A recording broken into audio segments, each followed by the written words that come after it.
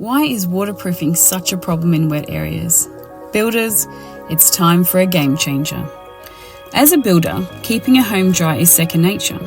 You will install roofs to keep rain out, lay plastic liners beneath concrete slabs to block rising moisture, and use damp courses to protect porous bricks. And guess what? These methods rarely fail. But waterproofing? That's a different story.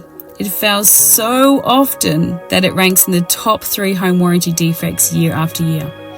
Imagine if you could waterproof as reliably as damp-proof. Well, now you can. Introducing Tank Loose Laid Liner, the future of waterproofing. This cutting-edge continuous waterproof liner is installed under wall sheeting and the screed. We're basically laying down a pool liner before you start. But here's what makes it revolutionary. It's a dual action barrier. Unlike traditional membranes, Tanked creates both a positive and negative waterproof barrier. It has lightning fast installation and can be laid in an hour or less, ready for sheeting and screeding immediately. No dry time required. It has seamless protection. As a continuous liner, it has no joints, no weak spots, and no chance for water to creep in or out. It has unmatched durability.